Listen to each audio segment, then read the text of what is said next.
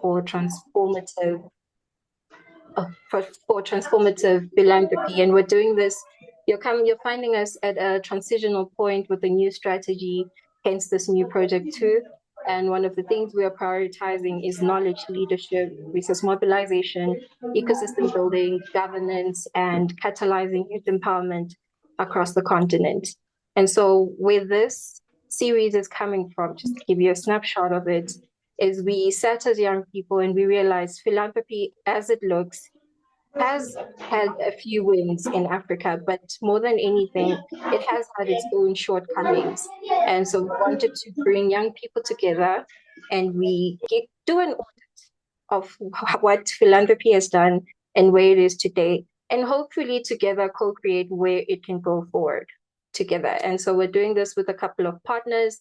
We have the African Youth Panel, we have Social Change Factory, Ashoka Africa, we have the Africa Evidence Youth League. And so if you notice, these are all youth-led and youth-focused organizations because we really wanted to center the youth voice in this project. And so I'm not your moderator and I'm not the speaker today. I am just here to welcome and to thank you and hand over to our beautiful looking moderator, Mishar Mushiko, to take us through the day and the session. Thank you. Wonderful. Thank you so much, Tembe. And I think, can we just have some fire emojis? Can we have some thumbs up? Can we have some celebration going on in the chat for the AYPN team, for all of the partners, and for all of you that have made time to be in conversation with us this afternoon? We're really looking forward to not only this conversation, but this is an 8-part webinar. And so we're really setting the tone, not only for today, but even for the rest of the conversations that are going to follow. Thank you so much. It's so good to see that there's people that are connected and engaged. So like Tembe said, my name is Mishar. I am the Programs Associate at the African Youth Panel, which is one of the partners that has come together to put this wonderful and timely conversation together. I am a moderator, I'm a facilitator, I'm a speaker, I'm a director of ceremonies, many, many things, and very much honored to be the moderator this afternoon. I would like to invite onto camera our provocateur this afternoon. His name is Dr. Tendai Murisa. He is a development practitioner and researcher in areas of public policy, agency, social movements, philanthropy, NGOs, with over 15 years of experience. And so it's so wonderful to have him beginning us off with this conversation, giving us something to think about, giving us something to talk about, but also giving us something that leads us to hopefully what will be generative collective action as young people in the philanthropy space, as stakeholders. So Doc Murisa, you have 15 minutes. When you see my virtual hand go up, that's a signal that you have 2 more minutes just to wind down and you can kick us off. I'll watch the time, but as you come on, please greet us in the language of your heart first, and then go into what you've prepared for us this afternoon. Wow, I got so many languages, Misha. Let me start off with the Yeah. ones that I'm learning at the moment. Muribwanji, then you say Did we know? yeah, fantastic. Linjani bantu benkosi, mahlabe Zulu. Bantu bakithi, fantastic. Magadini, that's my mother tongue. Anyways, and I'm so grateful. I think I will not take 15 minutes. I should be able to take less than that because I'm keen to also learn. This is a place for me to also learn. And I think it starts off by saying, what do we mean by philanthropy? I think that's where I'm going to start off at. What do we mean by philanthropy? I think for those of you who have spent at least 3 months in philanthropy, you'll know that it's derived from the Greek, the love for humanity. And I want to spend a bit of time on love because love is it's a wonderful thing, right? And I like to use a Barry White voice, love, yeah. So when we talk about love for humanity, it's an active term. Yeah, it's a verb. It's a doing word. Love is a doing word for those who have spent time in love. Yesterday, I'm not so sure, Misha, if you said I've spent 50 years or 15 years, because yesterday I was celebrating our 20th anniversary, and it was really good. So that's why maybe I'm coming back with this emphasis on love. So if philanthropy in our understanding, is about love for humanity. It is something that we do, not something that is done to us or for us. So it is the practice of giving. And you give in many ways. You give of your time, you give of your money, you give of your experience, skills, talent. And your objective really is to say, I want to contribute towards improving humanity. I want to leave the world a better place than I found it. I think there are some of us who live in that utopia, are forever optimistic about the future, that we are going to make a positive impact. So we're concerned about that. So that's the love for humanity. Then when you talk about then in philanthropy, and for me to sort of land this conversation, is to look at the different forms of philanthropy that we are sort of dealing with, what we mean by philanthropy in practice. Philanthropy, as I've already defined, as involving beyond money, but also of an emphasis for some of us who've been trained from the Western paradigm that philanthropy has been reduced into what you may call an emphasis on money. So it is giving by everyday donors and high net worth individuals. I like the fact that it is giving by anyone who can. All of us have something to give. All of us have been endowed with something. It is also institutional giving through corporate foundations and other specialized institutions, including impact investment and venture philanthropy. Then there are two contestations when you home. Philanthropy see external financial aid as resources that are coming from a certain region towards an area of need. And in many instances, when we talk of philanthropy, we're looking at what global north institutions are doing for us. Yeah. So at times it's still philanthropy, but we narrowly and we end there in our definitions. Then there's another view which I subscribe to, which is the broad system of community resilience, solidarity, and social investment. I like the term solidarity there because this is something that we can offer to each other. Wealthy or not wealthy, there's something that we can offer each other as solidarity. So if we encapsulate our discussion around solidarity and also our expression of philanthropy within that system of solidarity, then at least we'll move forward a bit in terms of reframing what we're talking about. But across Africa, now I'm getting into the challenges. Across Africa, there's limited recognition and support for local and mostly invisible forms of giving practices. This is our challenge.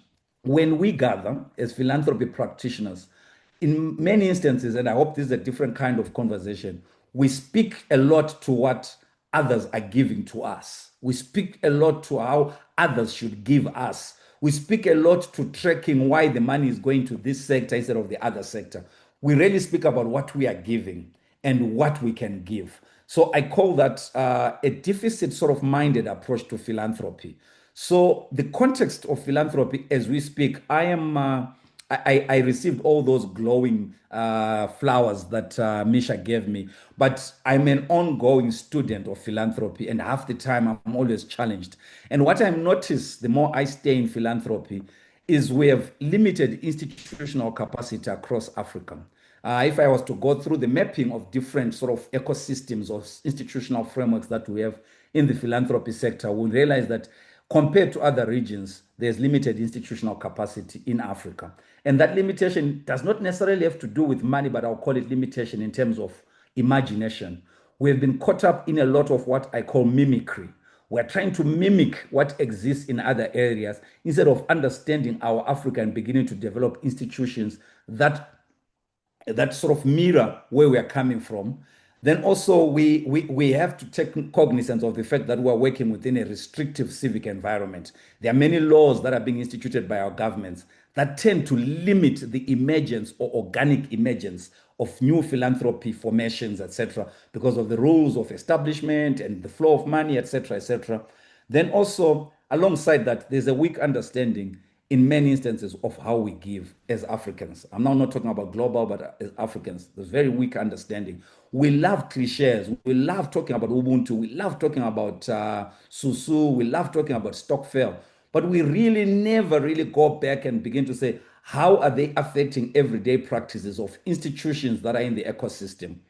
Yeah, we are more preoccupied with studying how institutional funders actually give. So we've been preoccupied with us to begin to say, or we see a lot of resources going towards governance, towards human rights, or we can write papers around that.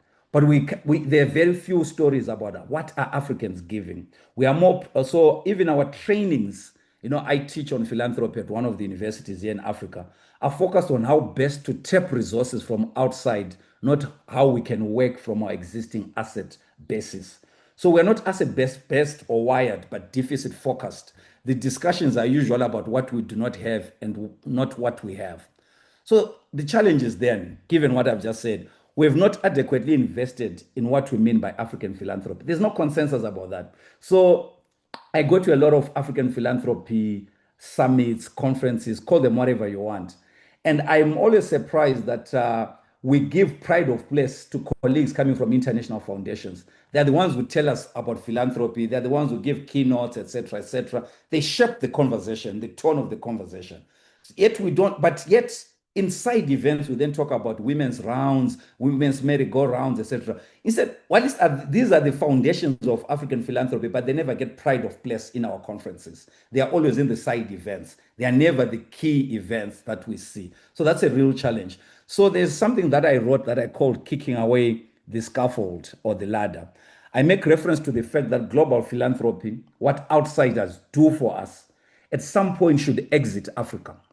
We should look at philanthropy, global philanthropy. We do not kick it away today, but we should look at it as a scaffold, a means to an end, not the end in itself. If you are building, for anyone who has built, you need a scaffold to reach to the higher parts of the house that you are building. But if you then continue with the scaffold, even when the house is complete, it looks incomplete. But in many instances here in Africa, we've allowed the scaffold to be permanent. Our dependence on foreign resources defines us. So the scaffold should have been a temporary setting, but we've made it permanent. So our practice of giving, we just romanticize them. We talk about Susu, Stockfell, Jama, Harambe. The fact that we can name them does not mean that we're institutionalizing them into practices within our institutions. Yeah. So there are no actual attempts of converting this energy, this social organization that we've learned from our past, from the rural, etc., to begin to say, how then do we use these values and these ways of practice to influence what we are building? But because when we build, we rush to institutional funders that are based in the North. We never go back to our ways of doing things. So now I want to land on the youth, then I complete. What we're told about late millennials and the Gen Zs, this is the cohort that makes up the youth today, and maybe the generation Alpha. So we've been told they're engaged and they are willing to contribute to change, that they are digital natives, they are always on their computers, they are socially conscious. That tells me a lot around what they can do. Digital natives, that means that they have better trust than somebody like me was born before the computer. I'm a BBC. So I would struggle to give using online means. So we can understand that there's an opportunity for us to link with these Gen Zs and late millennials around technology. Yeah. So just to pause there, then just to say what is in effect emerging as patterns even amongst the youths. I'm still seeing the same patterns. You are inheriting similar patterns of setting up organizations that are dependent on global North philanthropy. So there's increasing levels of dependency. Limited innovations around resource mobilization. Despite all the assets that are around you, including technology, I still see that we are engaged more in contestations over resources, no, not in enlarging the cake of resources. Then philanthropy has been reduced to conferences and with limited connections to the ground. But what can the youth of Africa do differently? I think they should build with a problem-solving mentality. And what are the problems? Number one, we aim to reduce dependency. Philanthropy-focused institutions right now across Africa are resource dependent, except for the foundations that are set up by high net worth individuals. All the other foundations that are not set up by high net worth individuals mobilize resources from others, especially from global North institutions. So the youth are getting into power, into office, as the youth are beginning to influence and to become the leaders in these organizations. How do we make sure that, what's the word? They change the game, they change the way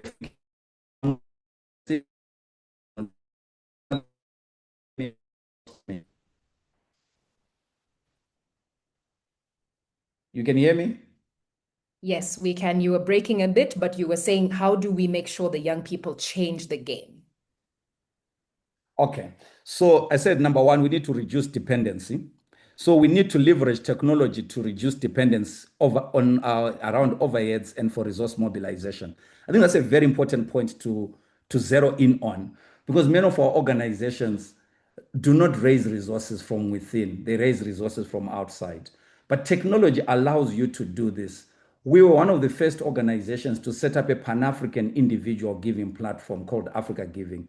And out of that, we have seen new thematic focused in giving platforms like We Are One Fund, which is at the center of raising resources for GBV responses. But what we have learned is we need to find ways of connecting with the youths, because the same mistrust that is on generations high, older, is also beginning to permeate amongst the youths. So we're not seeing the levels of participation, because in some meetings we had named the problem as non-existence of giving platforms. So when we started establishing these, we're not seeing the youths come on board.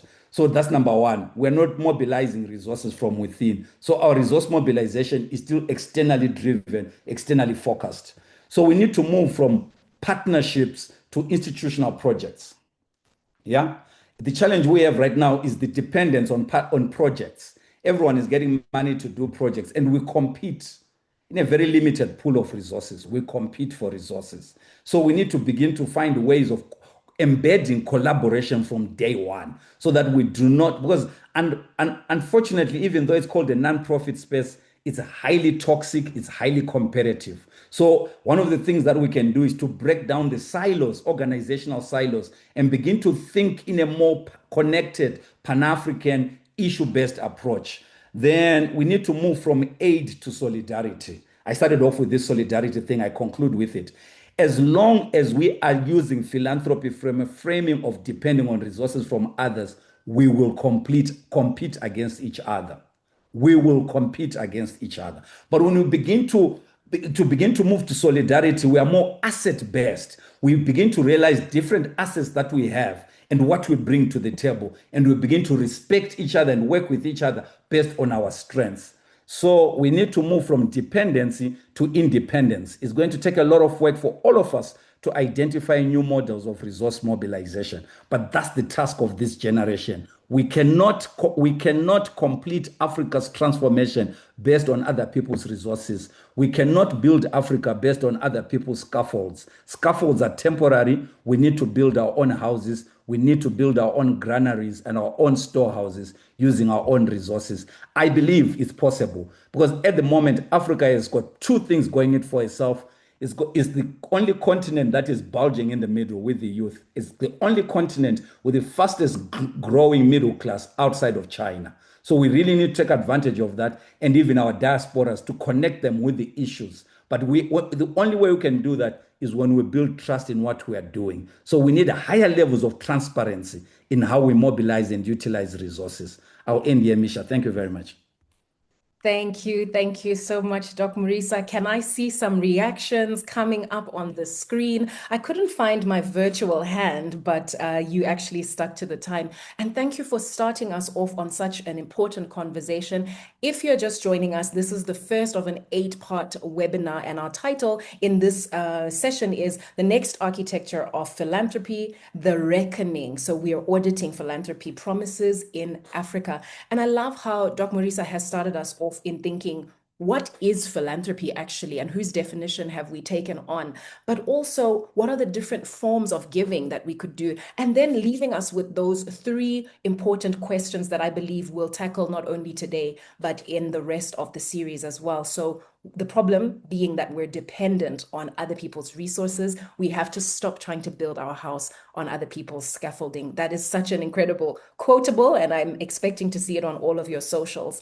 We also want to move from projects to partnerships. And I just want to also appreciate AYPN for bringing all of the partners on board that are here today for this conversation and will continue to do this incredible work. And then thirdly, we need to move from aid to solidarity. So we've got 3 provocative talkateers, three panelists actually that have joined us this afternoon. I'm going to just read their bios very quickly. Our first panelist is Ian Vambe. He's the head of media and advocacy at the Southern Africa Youth Forum. He is the head of media and advocacy as well as communications, and he serves as a member of parliament representing Zimbabwe in the SADC Youth Parliament. So Ian, if you are here, if you can hear us, please switch your camera on and then start by greeting us in the language of your heart. And I'll go on to introduce our other discussants this afternoon. Ian?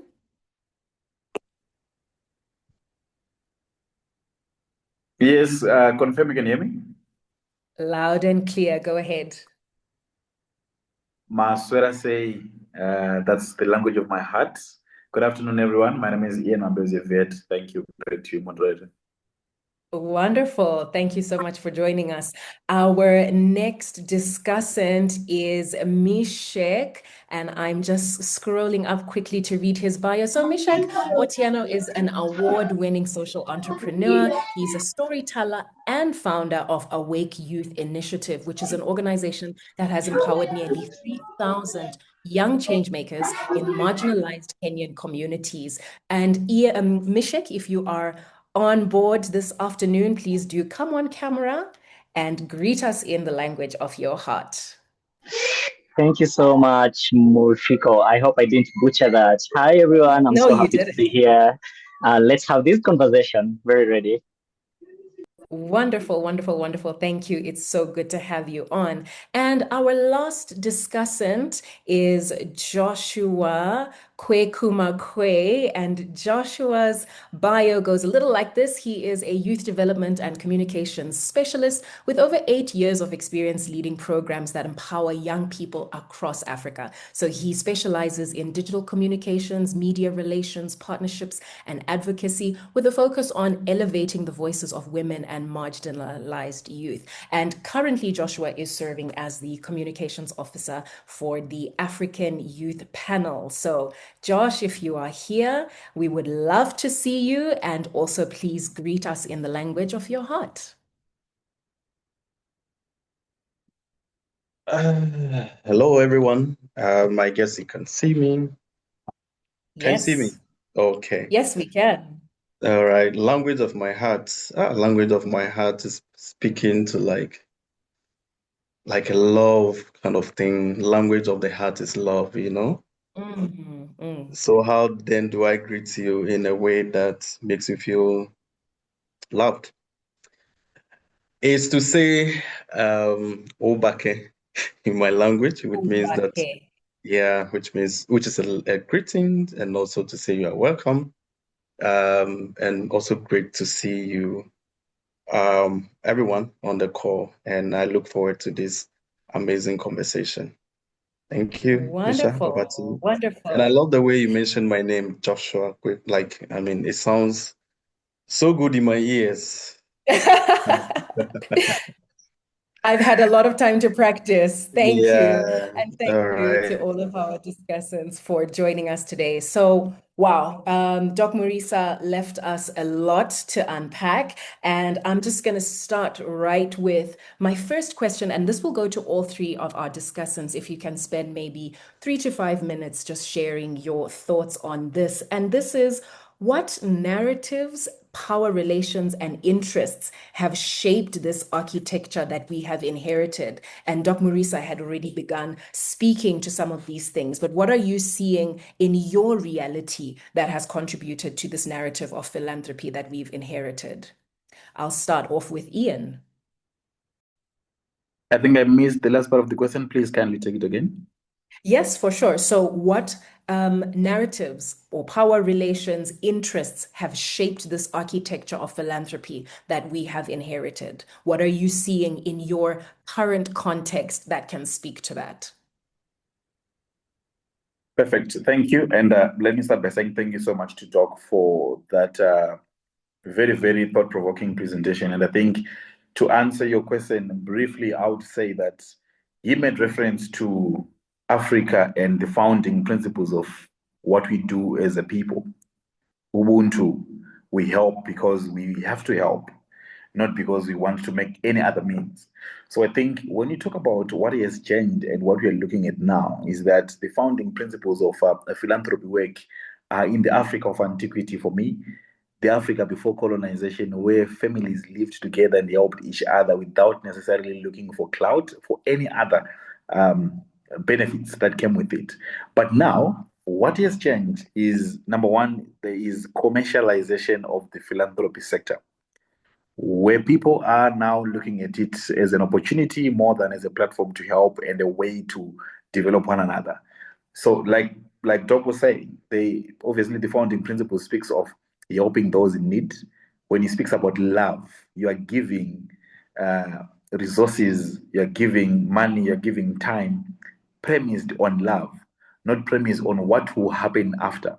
So now I think there is more of what's in it for me, if I may put it like that.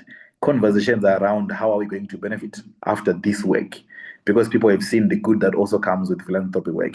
So in terms of how the transformation has happened and how it's now being on this architecture, is that there is a lot of interference that has both positive and negative elements in it.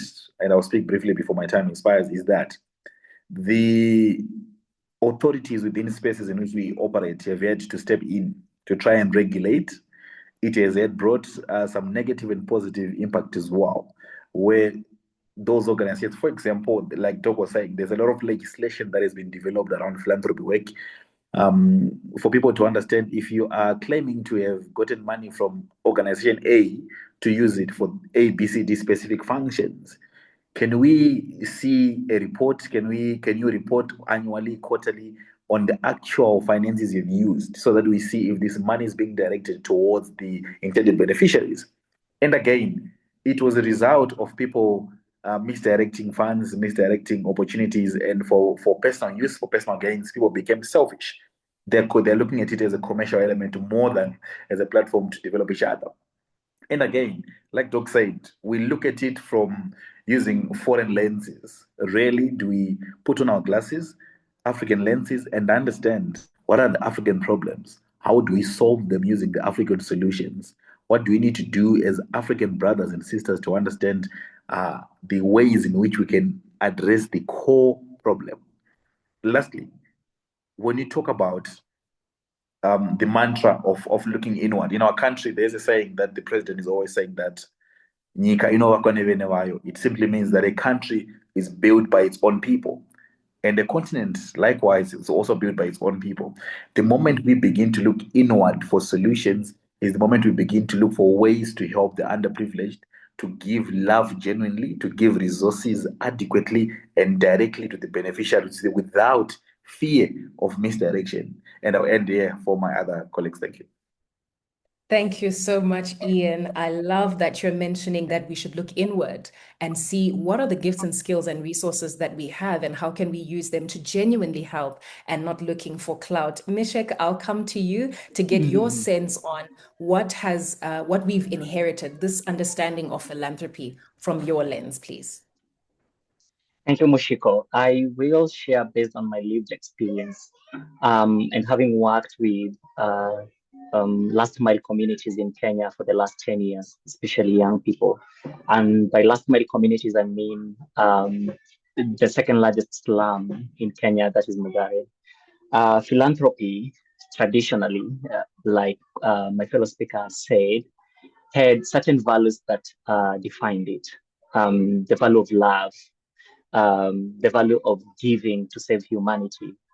And in fact, when it traditionally first launched, it was supposed to save last mile communities like the one we serve, to be able, say, for example, to meet their basic needs or to be able to access education, and at some point be lifted to certain community stratum where they can access what other people are accessing. And so with time, that has shifted broadly. I'll give a case study. Few organizations that launched between the period of 1990s to around 2002, 2003 here in Kenya, and in Mathare specifically, was so focused on impact. And philanthropy by that time, like I said initially in my first opening statement, was to save the world, this world that we serve here, to ensure children access education, to ensure healthcare is taken care of, especially for those who cannot access it. So it was more humanity-based. Today, philanthropy has been incentivized so that it's more of a political tool, an exchange tool. We are going to support the most underserved. So, quote unquote, they can vote us in. It has lost the sense within which it was founded in. And I just want to zoom that out to the global lens as well. Think about philanthropy traditionally as saving nations, especially nations that were a little bit not in line with development and were not able to develop themselves. But right now, philanthropy by itself is a controlled space by few people who have money and feel like they can shape philanthropy the way they want. So let me give an example. In our space, especially as nonprofits normally say, there is a group of people who dictate where funds go to. So if today they wake up and say, we are supporting SDG 4, we'll all move towards that direction. If we are supporting SDG 1, organizations will shift towards that direction. So philanthropy has lost its meaning or its traditional architecture as being, a setup for saving humanity, to really being a strategic setup for fetching more funds and for a select few who can follow certain directions. So there has been a very big shift in that space that we have traditionally just come out of, quote unquote, in our case, Ubuntu, to now being a political incentive for underserved communities. That is one thing that I've really learned based on my lived experience and in spaces where I've worked in with regards to philanthropy. Thank you so much, Mishek, for that. Philanthropy being used as a political tool. Oh, all right. We'll come to you, Joshua, to please tell us. We're talking about narratives, power relations, and interests that have shaped this architecture of philanthropy that we've inherited. From your view. Okay, thank you so much, Misha. Let me try and maybe put philanthropy in a very in a basic sense as we understand it as young people, or from a layman perspective, because philanthropy in Africa has been part of our fabrics in our family setup, in our community, and to a very large extent in our nation or country at large, and that has played an instrumental role in bringing African families together right from the inception of mankind or the discovery of Africa, or since I began to see or know right from wrong in my household or in my family where I come from. The next neighbor, if he has everything or some things in abundance, will just call you and ask you, come for it, or join me and my family and let's eat this. That is the basic level of understanding of African philanthropy, or philanthropy that is grounded in family values or in our societal value. And that has transformed or is transforming to what we are seeing now, all right? Because how we come together as a community to, let's say, build road with our community or clear anything that we feel is not right is what philanthropy is. It is not just about, she wants to look at my face. Okay, fine. And it's not just about, being at a point where you receive, but also contributing. So first, let's talk about the shift. Increasingly, we have seen how that traditional perspective has shifted to the point where we have to be at the receiving end all the time. And the fear of being at that receiving end of that philanthropy where it is one layered approach where it comes from the West or global North to the South all the time, it changes or it shapes narrative about who we are, and it leaves us with little or no option at all with what we can do as people, as Africans. So it's like someone giving you a handout and saying that, look, this is what I want, and this is what I want shaped. You have no right because the person is bringing the money. You have to do what the person is doing or asking you to do at the end of the day. As to whether it aligns to your values, aligns to what you stand for as an individual, it then becomes secondary because now the money has the upper hand to implement what I am saying. The global north is saying that, look, implement this, and that has increasingly shaped the way and position how African philanthropy has become. But the good news is that we are having this conversation as young people.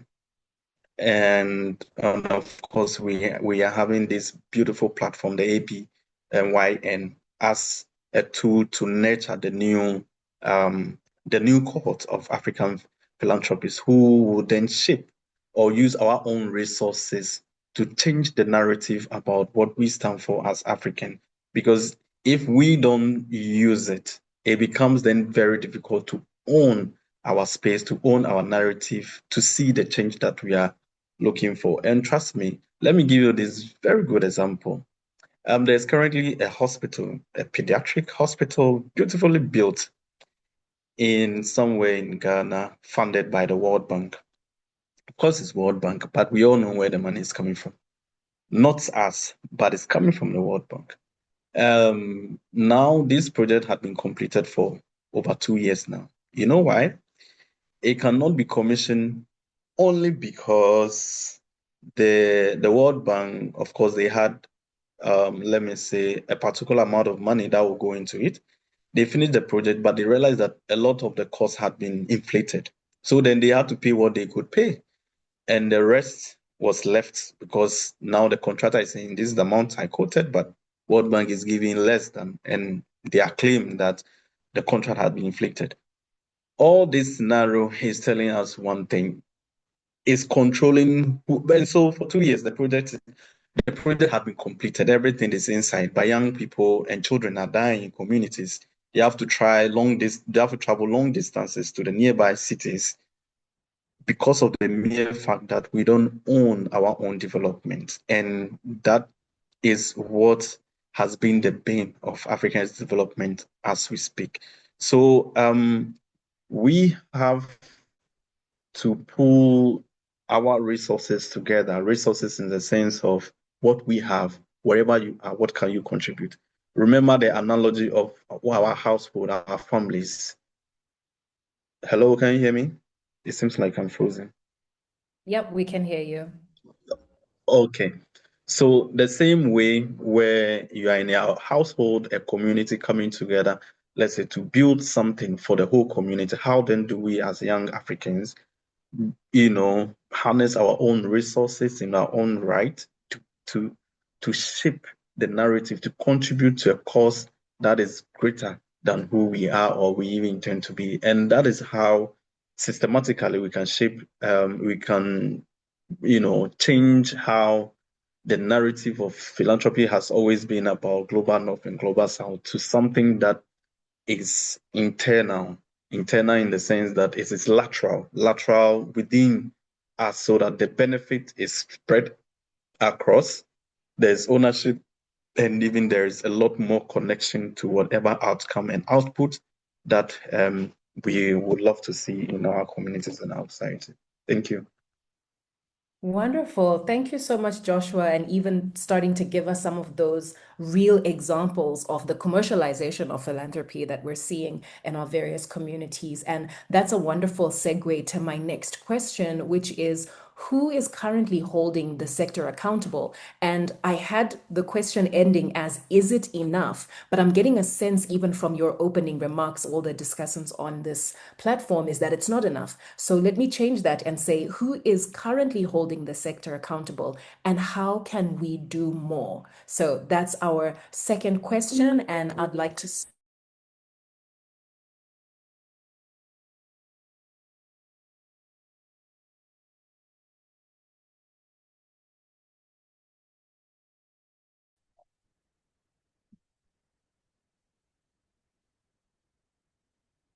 Hello, colleagues. Is it my network or we missed the moderator?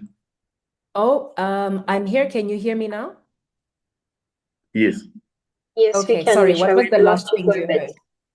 What was the last thing you heard? You were I about think to you were direct the rephrased the question. question. Oh, okay. So my question was, and just appreciating the real examples that were coming through from Joshua and the other discussants, was who is currently holding the sector accountable? And I was saying that the next part of that question was, is it enough? But my sense, even from our beginning conversation, is that it's not enough. So I want to change that to from is it enough to how can we do more? So I was inviting Mishek to come in and tell us who's holding the philanthropy sector accountable in Mutare and in other communities, and how can we do more?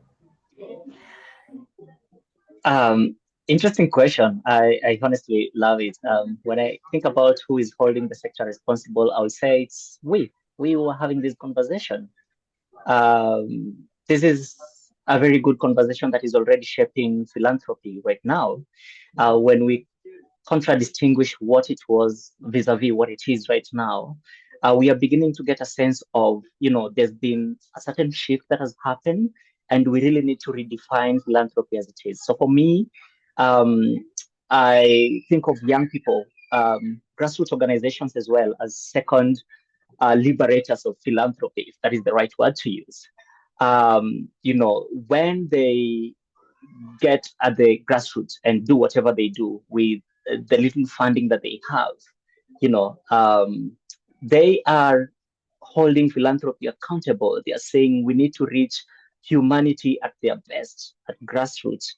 And so for me, those are very two essential entities, if we are one, that, are already holding philanthropy accountable. And so conversations like these, plus those who are actually traditionally set up and are not trying to redefine philanthropy like grassroots organizations, are already doing that. I'm trying to figure out in my mind if government is doing that, and I cannot. If it's never clear for me, it means that you're not doing it. So for me, I feel like those two entities are already, auditing what philanthropy by itself is and keeping it accountable. What was the next limb of the question? I missed that. It was, how can we do more? Yeah. I think one is to continue shaping philanthropy by having this conversation. We need to do more of this.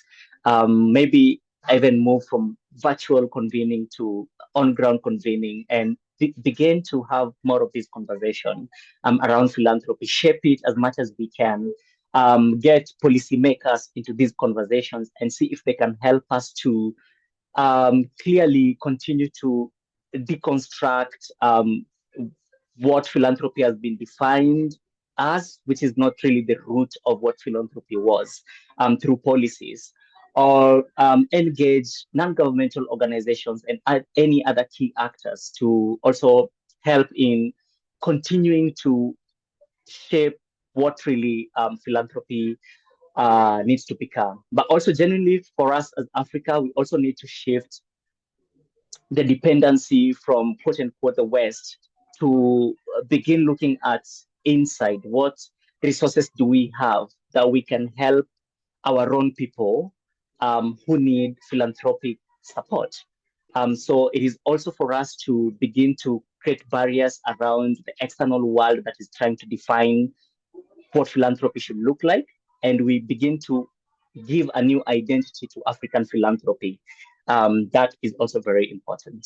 Thank you. Yeah, thank you so much. I love that you're saying if it's not clear in my mind, then you're probably not doing what you say you're doing, because we want to see boots on the ground. We need to see the evidence. We need to see the impact as well. Thank you for that. Joshua, do you want to come in and give us your perspective on who's holding the sector accountable and how can we do more?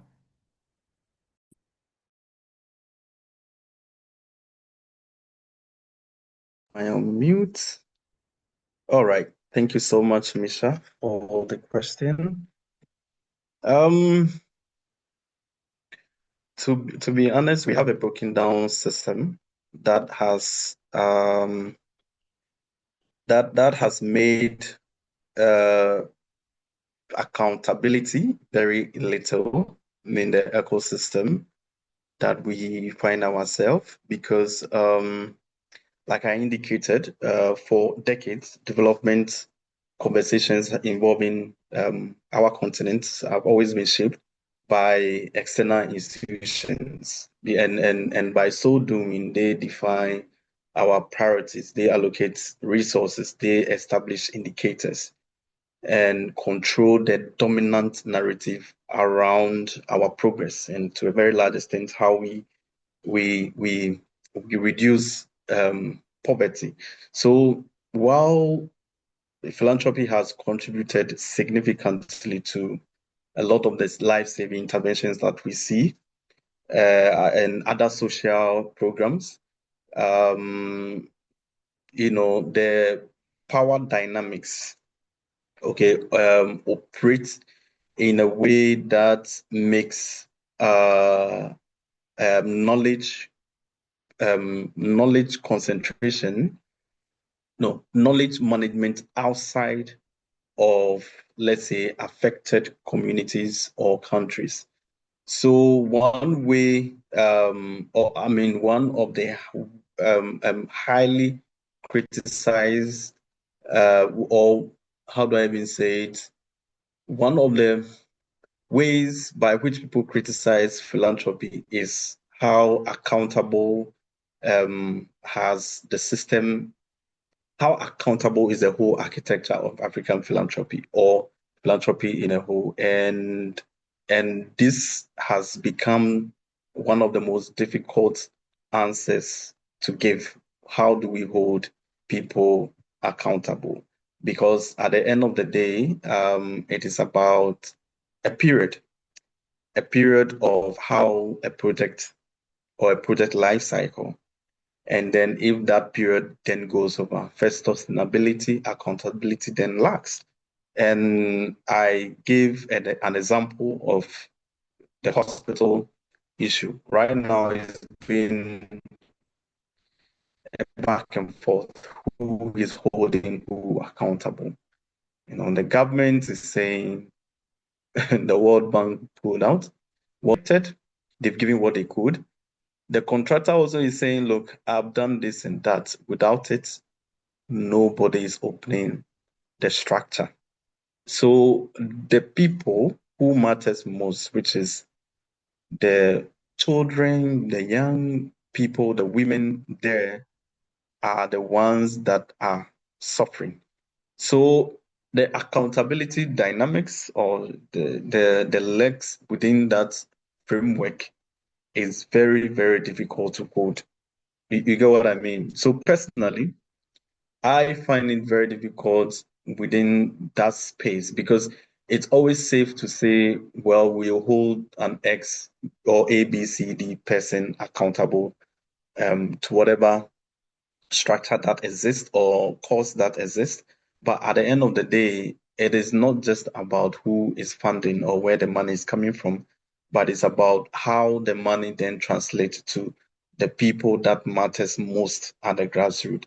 So if that do not get to them, then that level of accountability doesn't really necessarily sit with the people that gave the funds, but who the people that are to channel the funds and making sure that the money goes to where it's supposed to go. So that is how I'm seeing it. And I'm sure there could be few people in the value chain that matters and that should be held accountable in terms of making sure the resources goes to where they are needed most. But also, it's very important to look at it from the broader perspective. So from where I sit, whoever that is within the ecosystem of making sure a particular cause is achieved is supposed to be held responsible. So I hold the contractor responsible, I hold the government responsible, I hold the funders or wherever the fund, World Bank responsible also, because they have to make sure that the young people, the women, the women, the children are being catered for, because they are the main focus for which a fund or something is given. And if it's not given to us, then the whole thing about the whole course of making sure or alleviating perhaps reducing maternal health or child mortality fails then, because at the end of the day, we are not achieving what we want to achieve. So that is how I see it from where I sit. Thank you so much, Josh. And even as you're speaking to all of us here that are involved in this sector, it feels almost like Joshua is also holding us accountable to make sure that in the initiatives that we are running, we're making sure. Yeah, absolutely, absolutely. Yeah. So no, thank you for that, Josh. I want to turn to Ian. And Ian, as an MP, in the Youth Parliament, you are probably used to speaking on behalf of, because you've been elected to represent various demographics and groups of people. So from your experience, who is holding the sector accountable and how can we do more? Thank you again for the question, and thank you to my co-speakers on the subject. I think the point of departure being that, remember we said philanthropy is anchored on love, and love must be unconditional. That means, all things being equal, philanthropy should have happened and sort of allowed nature to balance itself.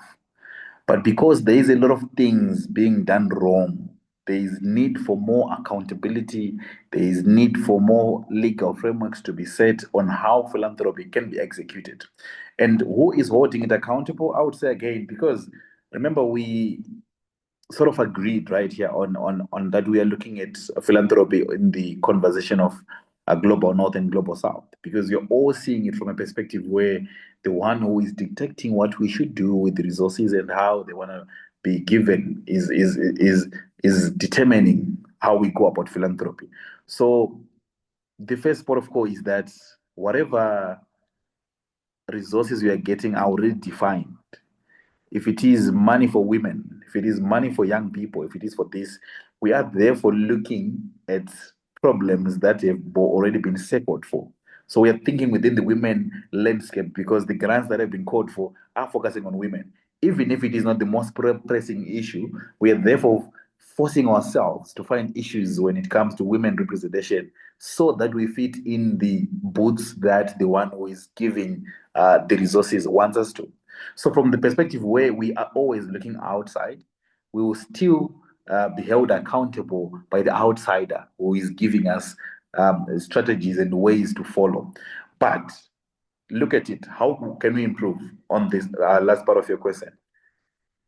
If we are to understand our problems, if you know what your problem is, you then work on finding a solution without necessarily someone coming to say, of your 10 problems, I will be able to fix number 7 and number 8. Maybe they are not your priorities. You know, number 1 is your priority. Number 2 is second in list of priority. So in terms of improving, it's all about looking inward, going back to the principles that Doc said in his opening remarks, issues around collaborations.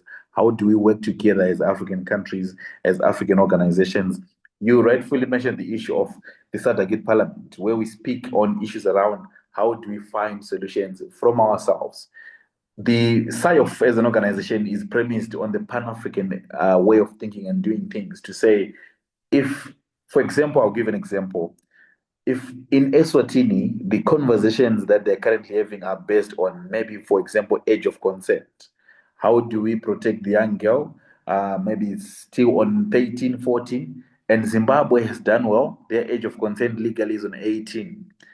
There should not be anything that stops Eswatini from inviting Zimbabwe on the table to say, how did you do it? What are the steps that you need? What are the advantages have you seen? Can we use your story as a case study for us to understand what elements can we also incorporate, what elements can we remove?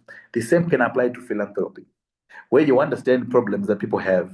Who is helping out? Are they the business people? How are you approaching them? What conditions are coming through? So the more we go back to the fundamentals of looking in Africa for African solutions and also looking at our problems and own them, I feel it becomes the better way of dealing with it. And lastly, the principle that I believe will help us go forward is to completely delete the element of commercialization of philanthropy.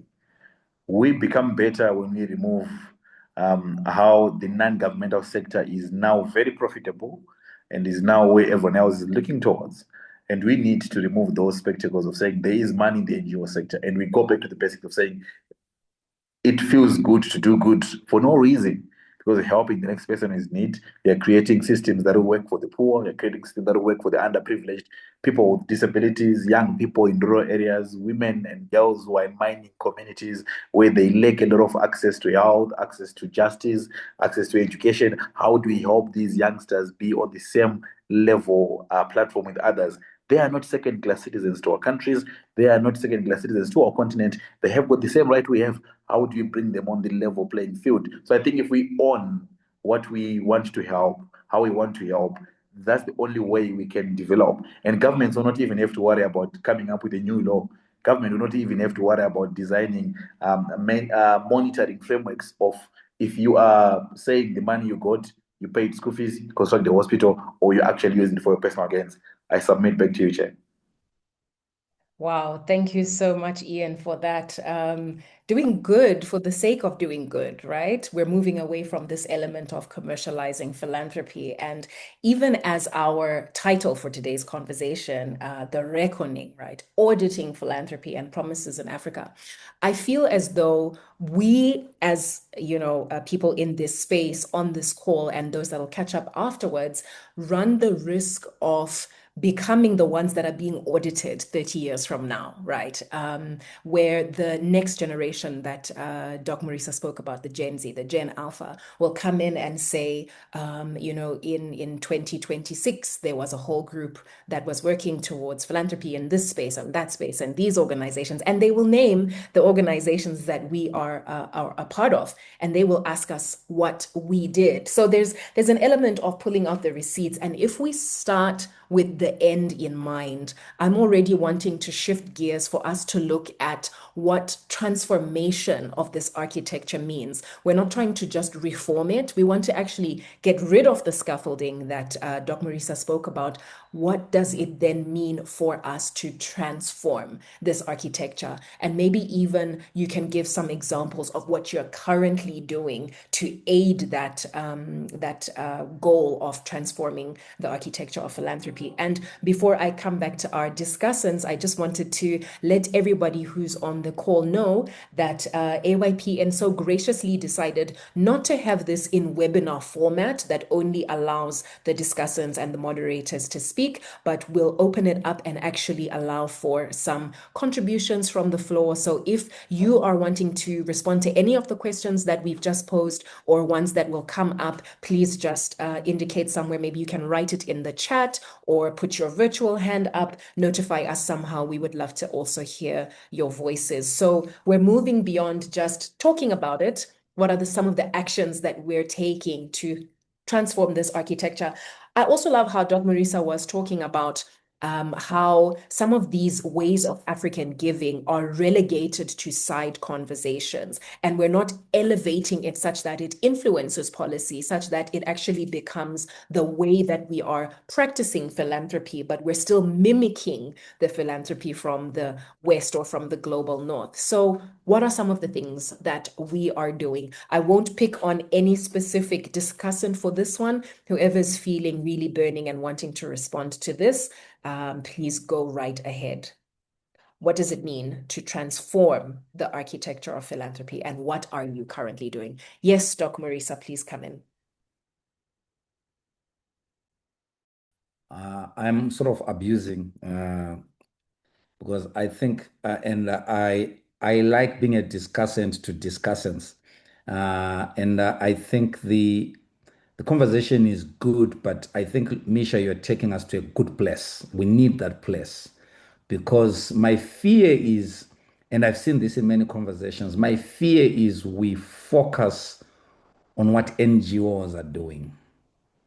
And I hear the concerns in the room around maybe the lack of accountability or governance, etc., and the personal enrichment in the governance of NGOs and how they are run. I totally get that. But I think we have a bigger question around transforming philanthropy. How do we grow philanthropy resources? Some of the challenges we have right now is because we're dealing with a diminishing cake. If it was large enough, some of the questions will not happen. So I think if we're talking about transformation in the 21st century, like I mentioned, those African practices and other things that we can genuinely, I think it's okay to copy. You can genuinely copy and make sure that we domesticate to our context and our needs. What are those models that help us to build a robust philanthropy sector? Because I think another word for philanthropy that I use is resource mobilization from private interests, because when it's from government, those are public funds, tends to be aid. All right. So the question that you are putting for us is, number one, first of all, how do we grow this base? Because what we have is a shrinking funding base, and is leading to so much toxicity within the sector when we're competing around the shrinking cap, the shrinking cake. Yeah, it's getting smaller and smaller and smaller.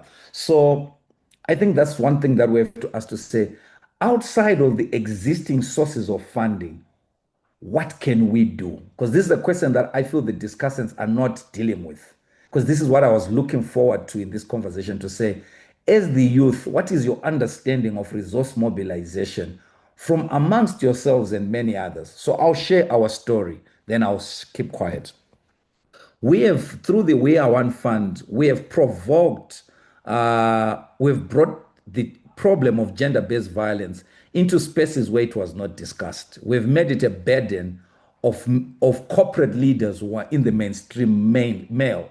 I remember when I went with colleagues and I was presenting at some meeting, and I was saying GBV, until one guy stopped me and says, "What do you mean by this GBV?"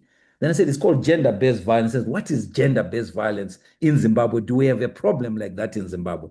I broke down the statistics. And to date, we've managed to raise resources from places that I call non-traditional sources of funding. High net worth individuals, private sector actors, the middle class, people who would not otherwise be even on this webinar, but people we need. So how are we telling the stories of development or the need for resources to people who are outside of the usual church? I think that's the most important part, to say, how do we connect with a growing middle class that is a disconnect? That when there's a water shortage, it puts its own JoJo tank. When there's no electricity, it puts its own solar panels. But how do we make sure that, yes, you can go on with that, but we also need to think about a community that cannot afford a JoJo tank? I think when we begin to respond to those needs, how do we make sure we're keeping children in school by getting them pads, dealing with pad poverty, without writing another proposal to a donor in America, but mobilizing resources, $5, $1, etc., from each other? I think that's what we need to be talking about, to say, how do we transform and how do we I always say that when I say this, I'm not asking us to say, oh, tomorrow we're no longer dealing with an international foundation. I'm saying, how do we complement? Because in many instances, our formal organizations are asked to say, what are you doing to raise your own income? These are the things that I'm asking. And I'm believing that, given that I'm talking to the youth, the Gen Zs and the millennials, I'm hoping that in the near future, your share of budget of resources coming from Africa will be higher than the share of budget of resources coming from outside Africa. Then you can do what Ian is talking about, authentically mapping Africa's transformation path. You cannot do it with somebody's scaffold or somebody's storehouse. You can only do it with your resources. You can begin to identify. so thankful that I to step in another thing. Thank you so much, colleagues. Absolutely. Thank you so much, Doc Murisa, and even preempting some of those responses that we're hoping we'll get from our discussants. I'm seeing Ian's hand up. Please do come through.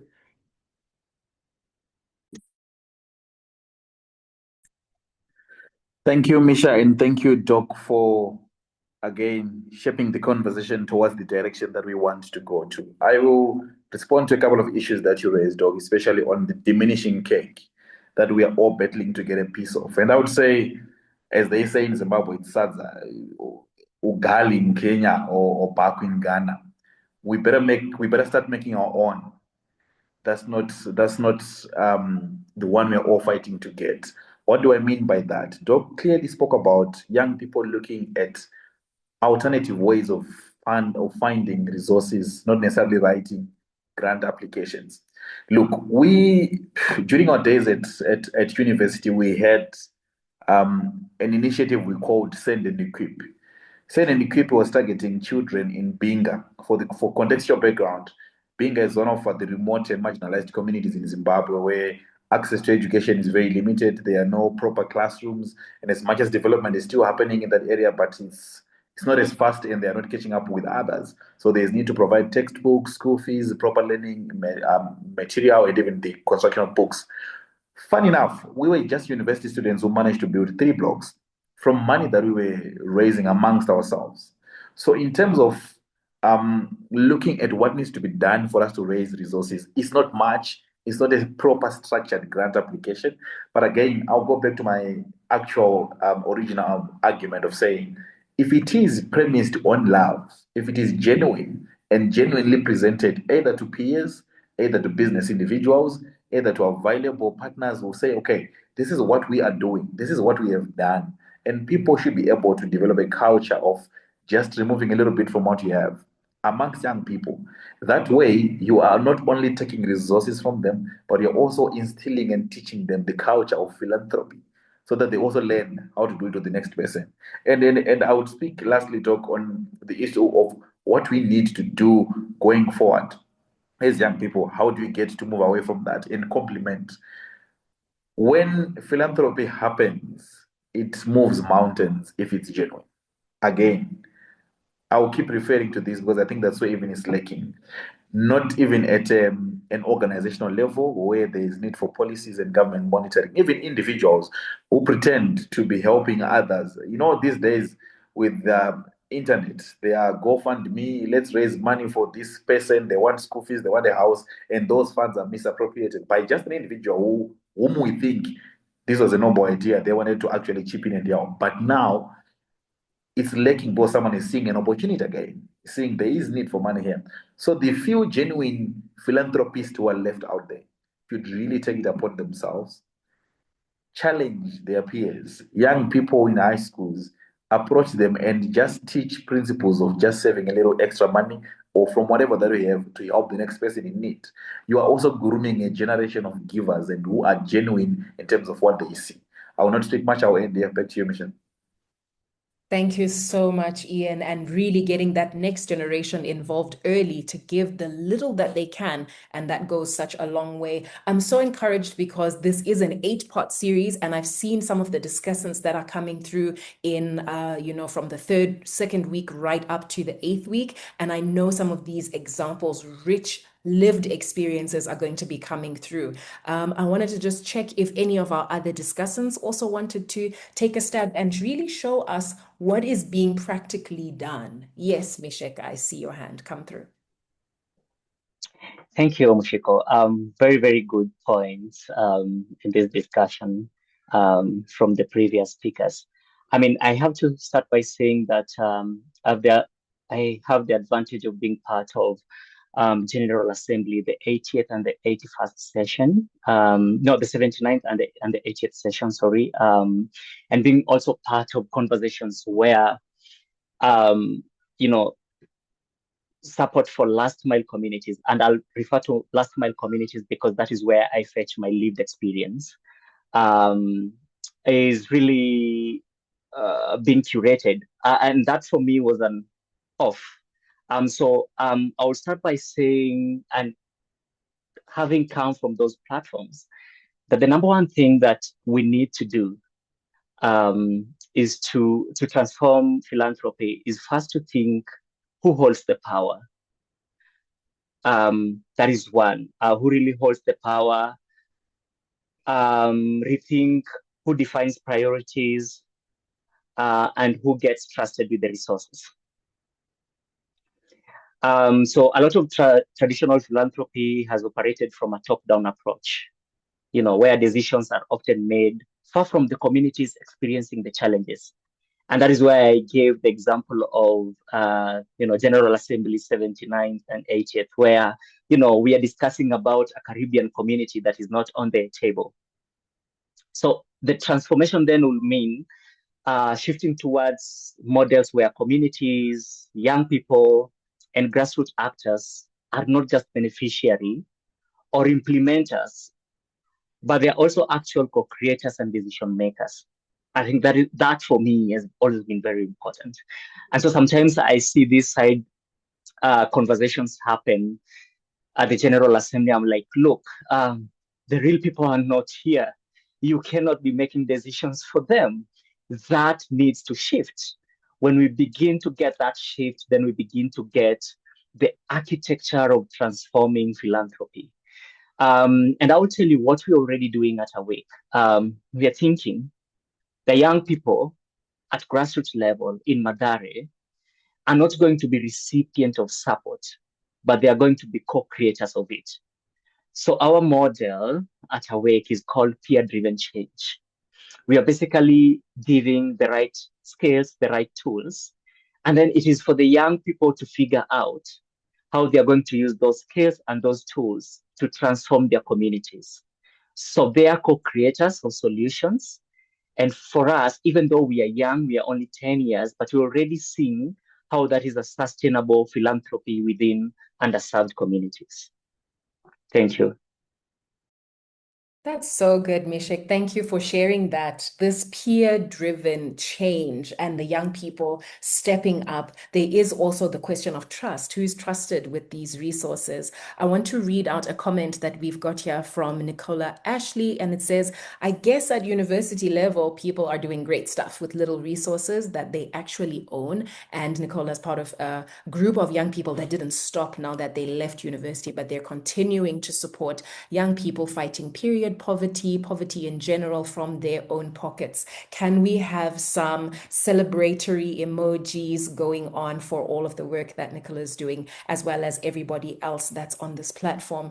I'm going to just check to see if we have someone who is listening in and wants to bring in their voice just as we prepare to round up this first of 8. So if you haven't already signed up for the remainder of this series, please go ahead and do that, and we will see you when the next one is up. I'm looking out to see if there are any hands that want to come through, or any questions that you might want to pose to our discussants this afternoon. I'll give it about 5 seconds or so.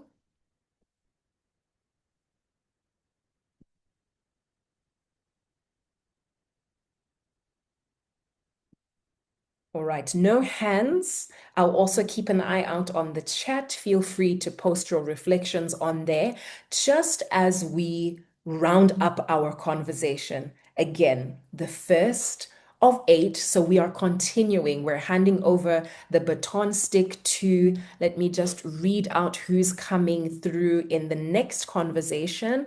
That will be on the 14th of May, so at the same time, and it says, who controls African philanthropic capital and in whose interests? And these are some of the questions that are already coming through as we're discussing, the issue that's created by dependency and the loss of agency that we're then seeing, and really a call for us to reawaken our personal and our collective agency, so we start to build on our resource base so that we can actually tackle issues that are close to our heart and begin to reshape these narratives. So that's the next discussion. As we round up, can I come back to our discussants for their final word? I'll start with you, Ian. Thank you, Misha. Thank you again to all the comments and the participants that are coming through.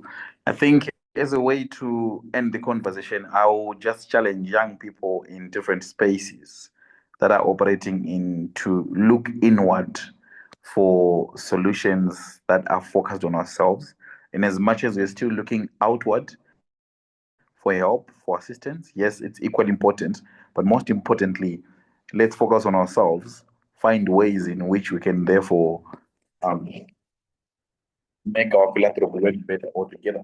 And I think it is the most important thing for us to understand how much we need to write our own story. Like you rightfully said earlier on, that 30 years from now, people will be looking at us and saying, what was this generation doing? What were these young leaders doing?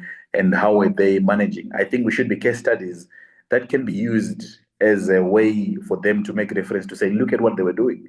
Let's go back to that. And it is our chance and time to do the right thing. And lastly, if we can't do it now, then no one is doing it later. Thank you.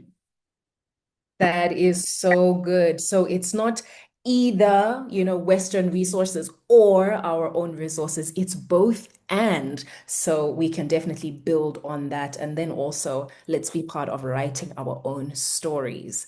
Mishek, your last words. I'm just thinking that, as we reflect on the future of philanthropy in Africa, the biggest question is not whether resources exist, but whether we are willing to rethink power, trust, and ownership. For me, that is really big, and from the spaces we have been, because young people across the continent are already building solutions, organizing communities, and creating impact.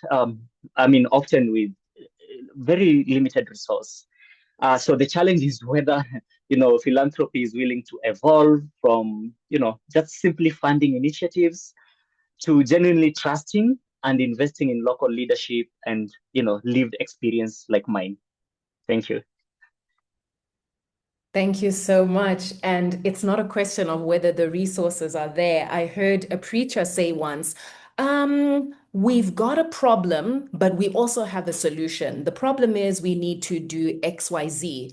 And also the problem is the money is still in your pocket. So the resources are available. How are we reshaping issues to do with trust, and how are we bringing those resources together to use them to benefit the communities that we serve? Thank you so much for that, Mishek.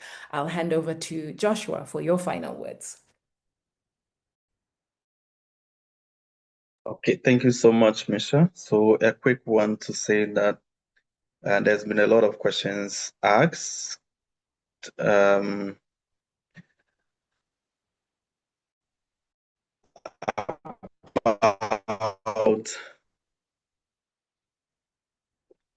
About the future, how philanthropy genuinely supports structural transformation, or whether it's just a way to,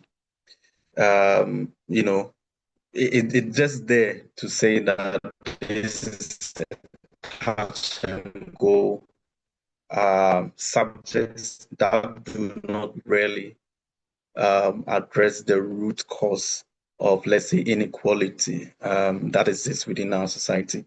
And the same way, people are asking, especially young people, civil society, organizations that exist are asking whether communities are truly partners in shaping solutions, or simply as a recipient of externally designed interventions. Are those interventions really designed with them in mind, or were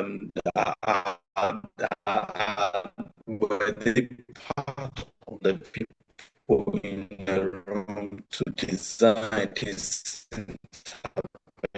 Is Joshua's connection bad only for me or for everyone else? Or it's just about someone's attention that happened? For all of us, Misha. Sorry, Josh, your connection was breaking quite a bit. Perhaps if you turn off your video, please allow him to do that. It might improve. Yeah, okay, let me just please, put up the camera. go ahead. Okay. That's Oh, much so better. sorry about that.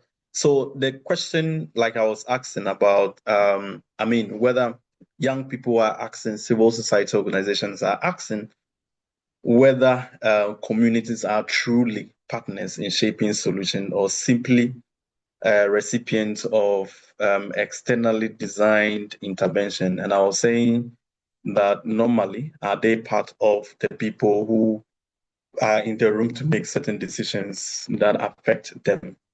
And with that, they become part of the intervention other than just a package externally and then thrown or implemented. That kind of one-way intervention normally do not speak to first accountability and secondly addressing the root cause, which is the inequality that we all tend to address. At the same time, there is increasing scrutiny over how philanthropy measures impact. So then what kind of metrics are we using or prioritizing? And mostly, since we are all in the space, mostly what we normally prioritize is about output and then the long-term are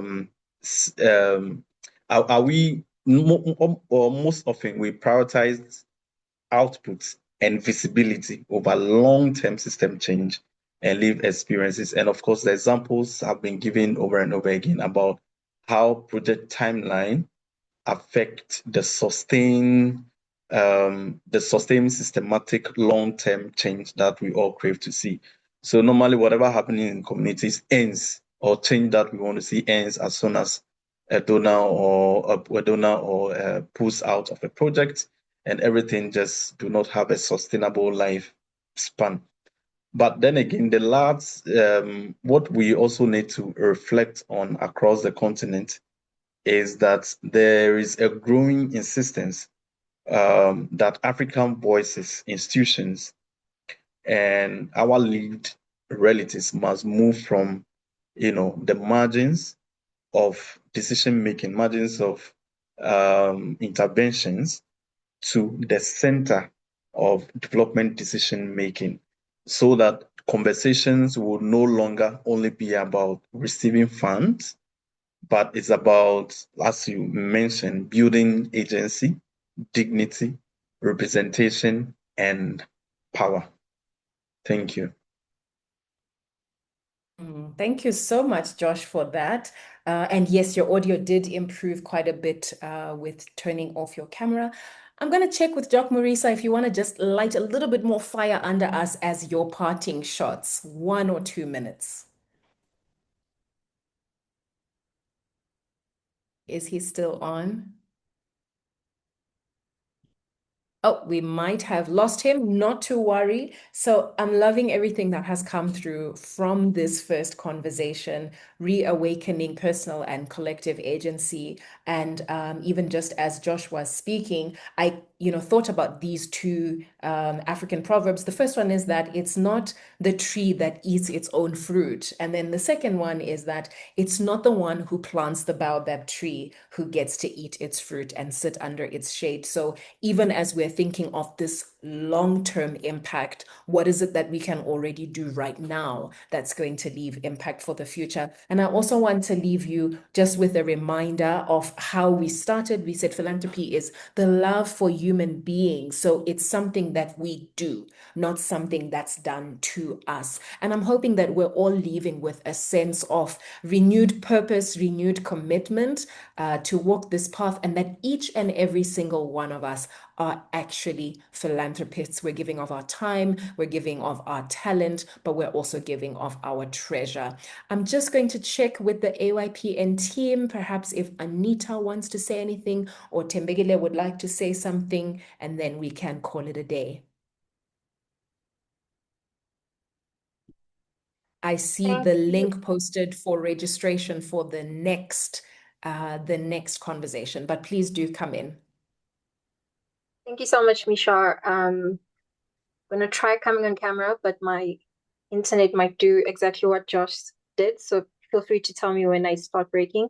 Thank you so much to the discussants and to yourself and Dr. Murisa.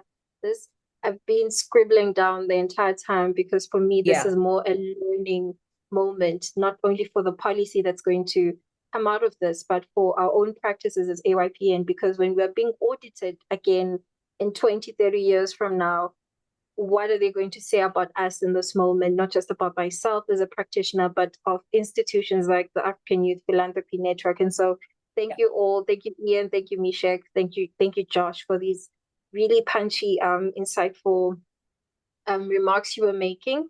And I think I can't get what Doc was saying about the cake. You know, we're eating a diminishing cake. And I think for me and myself, it's to say, maybe it's time for us to bake our own. And this series is essentially us saying, how are we baking our own cake as young people? The cake that you have just mentioned is not going to be enjoyed by us, but will be enjoyed by the next generations and the future generations to come. And so very excited, great start to the series. Looking forward to what comes next with Yolisa and Lawrence next week, where they're investigating capital and how it's moving and where it can move and where it can improve. And so thank you all so much. Please do register. We're going to have these every Thursday, same time, same place. So we look forward to not only having you in the room, but also having your experiences and lived experiences expressed in this space. So that is it from me and from the team. Thank you so much. I think we can call it a wrap. Awesome. Thank you so much. And we will see you next week, Thursday. Have a good one.